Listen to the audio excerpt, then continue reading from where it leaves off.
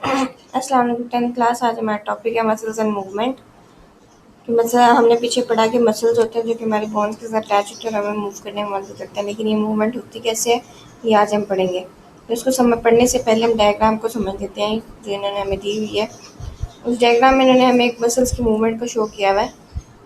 इसको थोड़ा सा जूम करते हैं। अब ये देखें, यहाँ पे एक मसल है, एक पट्टा है ये हमारा, जिसमें से एक साइड से ये एक ऐसी हड्डी के साथ अटैच है जो मूव नहीं करती, और दूसरी साइड से ऐसी हड्डी के साथ अटैच है जो मूव करती है। यानी कि मसल जो होता है वो टेंडन के ज़रिए से एक साइड से इमूवेबल जॉइंट के साथ जुड़ा हुआ होता है, इमूवेबल बोन के साथ, और दूसरा पार्ट जो है वो मूवेबल बोन के साथ जुड़ा हुआ होता है। तो जब मसल्स कॉन्ट्रैक्ट और रिलैक्स होते हैं तो ये टेंडन जो होते हैं वो मूवेबल बोन पे फोर्स लगाते हैं, जिसकी वजह से मसल हड्डी जो है वो ऊपर की तरफ खिंच जाती है। और जब ये रिलैक्स करते हैं तो टेंडन जो होते हैं वो हड्डी पे ही जोर लगाते हैं, जिसकी वजह से हड्डी सीधी हो जाती है। तो वो पॉइंट जहाँ पर मसल्स अटैच होते हैं उसको क्या कहते हैं, और जहाँ से उसको हम पढ़ेंगे अपनी रीडिंग में। तो इस ये बात आप लोगों ने ध्यान में रखनी है कि मसल्स होते हैं उसके साथ टेंडन जुड़े हुए होते हैं, और टेंडन्स एक साइड से इमूवेबल बोन के साथ लगे हुए होते हैं, जुड़े हुए होते हैं, और दूसरी साइड से मूवेबल बोन के साथ जुड़े हुए होते हैं। और दो मसल्स हमेशा जो होते हैं वो एक दूसरे के ऑपोजिट काम करते हैं। जैसे कि यहाँ पे एक मसल ये दिखाया हुआ है और एक मसल ये दिखाया हुआ है, ये दोनों एक दूसरे के बिल्कुल ऑपोजिट काम करते हैं। जब एक कॉन्ट्रैक्ट होता है तो दूसरा रिलैक्स होता है, जब पहला रिलैक्स होता है तो दूसरा कॉन्ट्रैक्ट होता है। ये हमारे बाजू के मसल्स दिखाए हुए इन्होंने, ये बाइसेप मसल्स हैं और ये ट्राइसेप मसल्स हैं। बाइसेप मसल जब कॉन्ट्रैक्ट करते हैं तो ट्राइसेप रिलैक्स करते हैं, और जब बाइसेप रिलैक्स करते हैं तो ट्राइसेप कॉन्ट्रैक्ट करते हैं। जब बाइसेप कॉन्ट्रैक्ट करता है तो हमारी बाजू जो होती है वो बेंड हो जाती है, और जब हमारे बाइसेप मसल रिलैक्स करते हैं तो हमारी बाजू सीधी हो जाती है। तो इस अमल को हम एंटागोनिस्टिक मसल्स कहते हैं। ऐसे मसल जो कि एक दूसरे के ऑपोजिट काम करते हैं एंटागोनिस्टिक मसल्स कहलाते हैं, और इस प्रोसेस को हम एंटागोनिज्म कहते हैं। पहले हम पीछे रीडिंग में आ जाते हैं। We know that when moves at joints, they produce movement. The movement in bones are brought about by the contraction of skeletal muscles, which are attached with them by tendons, and the role of skeletal muscles as follow। कि bones का हमें पता है कि bones हम मिलती हैं वो joints बनाती हैं, और joints हमेशा हमें movement में मदद करते हैं। और जो ये movement जो होती है वो skeletal muscles के बार बार contract होने से होती है, जो कि tendon के ज़रिए से bone से attach होते हैं। One and on the skeletal muscles are attached with some immovable bone। skeleton का जो एक मसल होता है जो टेंडन जिसके साथ टेंडन जुड़े हुए होते हैं वो हमेशा एक इमूवेबल बोन के साथ जुड़ा हुआ होता है, और उस पॉइंट को हम ओरिजिन कहते हैं। यानी कि यहाँ पे जो मसल्स यहाँ पे जुड़ा हुआ है इस जगह पे, इस पॉइंट को हम ओरिजिन कहेंगे, क्योंकि ये एक इमूवेबल बोन के साथ जुड़ा हुआ है। और जबकि दूसरे को हम कहेंगे इंसर्शन, क्योंकि ये एक मूवेबल बोन के साथ जुड़ा हुआ है। तो टेंडन वो टेंडन जो कि एक इमूवेबल बोन के साथ जुड़ा हुआ होगा उस पॉइंट को हम ओरिजिन कहेंगे, और जहाँ पे वो मूवेबल बोन के साथ जुड़ा हुआ होगा उसको हम इंसर्शन कहेंगे। And one other end of the muscle attached with the movable bone and is called the insertion। When a muscle is stimulated by a nerve impulse, जब मसल्स को nerve impulse मिलती है, it contract सिकुड़ जाता है, छोटा हो जाता है और मोटा हो जाता है। Due to this contraction, it pulls the movable bone at insertion। इसकी वजह से वो एक पुलिंग फोर्स लगाता है movable bone को, जिसको हम इंसर्शन कहते हैं। इंसर्शन की जगह पे जहाँ पे वो मूवेबल बोन के साथ जुड़ा हुआ होता है।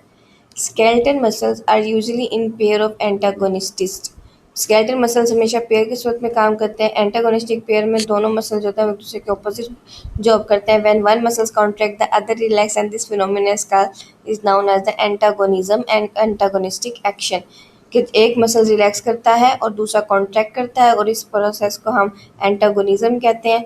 When a muscles contract bend and the joint, it is known as the flexor. वो मसल जो कॉन्ट्रैक्ट करता है और जॉइंट को बेंड करता है उस मसल को हम फ्लेक्शन कहते हैं, फ्लेक्सर मसल कहते हैं।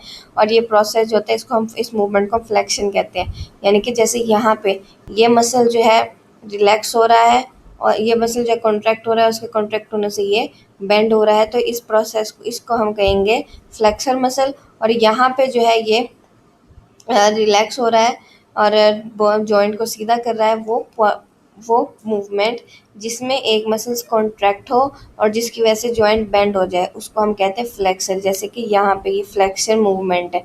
इसी तरह से जहाँ पे अगर एक मसल्स रिलैक्स हो जाए, उसके रिलैक्स होने की वजह से जो है बाजू सीधी हो जाए, तो उसको हम कहेंगे extension.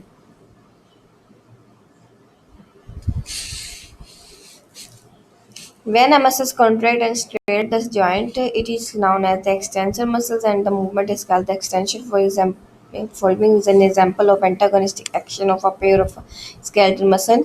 Bicep is a flexor muscle on the front of upper arm, while the tricep extensor muscle है on the back of the arm. कि ऊपर वाला जो ये मसल्स है, ये बाइसेप मसल जो है ये एक फ्लेक्सर मसल है, और नीचे वाला जो ट्राइसेप मसल है ये एक्सटेंशन मसल है।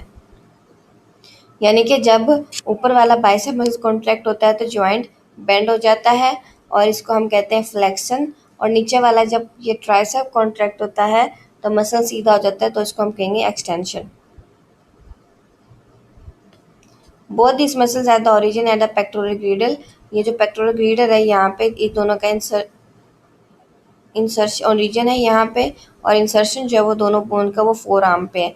यानी कि ये जो है ये ओरिजिन है, जैसे पहले भी मैंने बताया, और ये जो है ये इंसर्शन है दोनों का, बाइसेप और ट्राइसेप मसल्स दोनों का।